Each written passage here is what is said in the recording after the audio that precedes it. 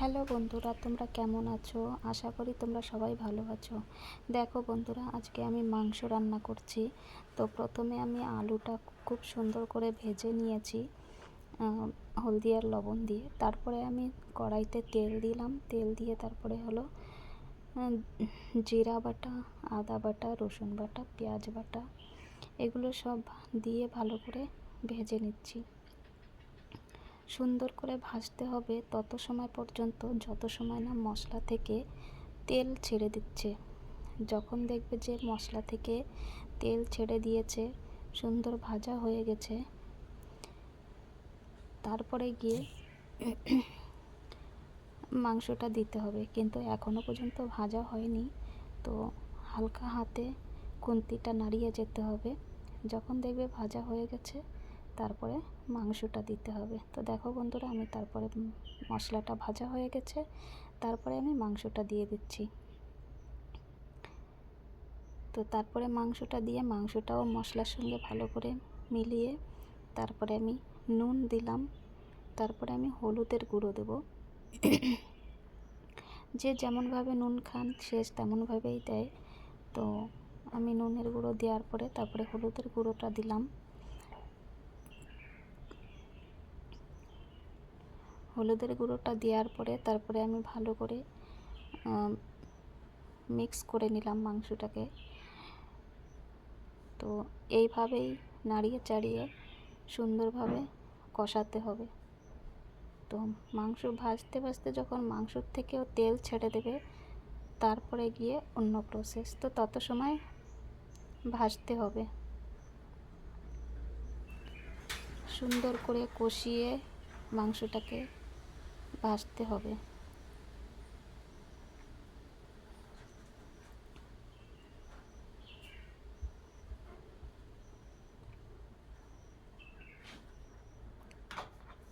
দেখো বন্ধুরা, ভালো করে ভেজে নিয়েছি। এখন তারপরে আমি লঙ্কার গুঁড়োটা দিচ্ছি।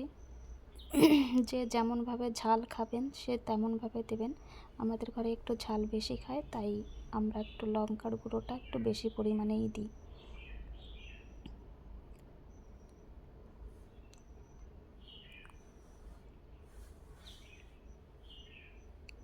তো তোমরা কে কোথা থেকে আমার ভিডিওটা দেখছো সবাই কমেন্ট করে বলবে। আর আমার ভিডিও ভালো লাগলে শেয়ার করবে।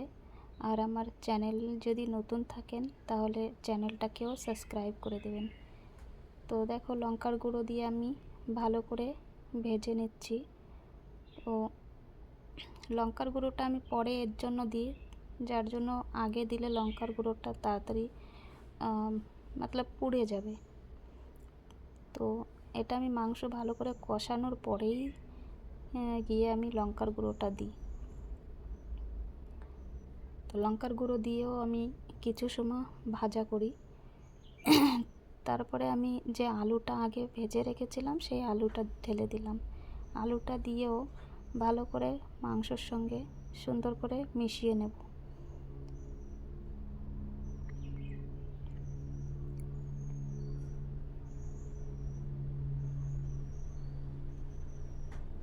দেখো, আমি সুন্দর করে মাংস আর আলু দুটোটাই ভালো করে একসঙ্গে ভেজে ফেলাচ্ছি।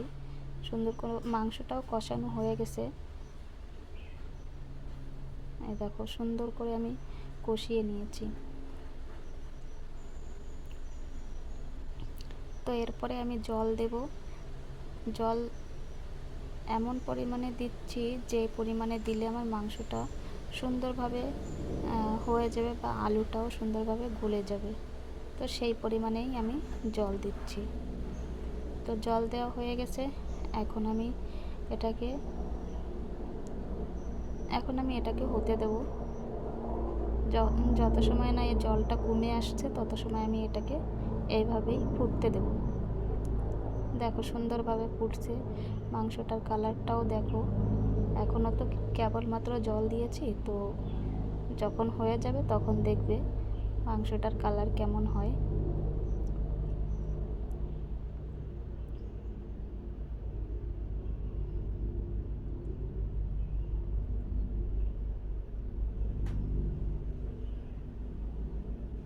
দেখো অনেকটা জল কমে এসছে।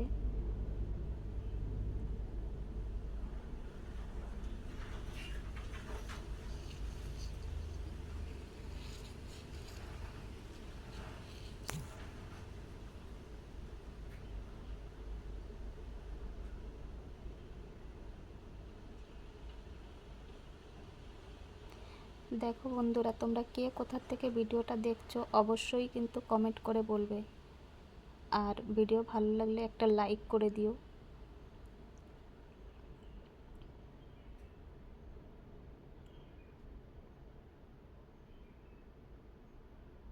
তো দেখো বন্ধুরা, মাংসটা আমার হয়ে আসছে। দেখো ঝোলটা কমে গেছে এখন একদম। তো লাস্ট আমি গরম মশলা যেটা, সেটা গরম মশলার গুঁড়োটা দিয়ে দিলাম, কেন কি আমার মাংসটা হয়ে গেছে রান্না করা। এখন গরম মশলার গুঁড়োটা দিয়ে আমি এটা নামিয়ে নেব।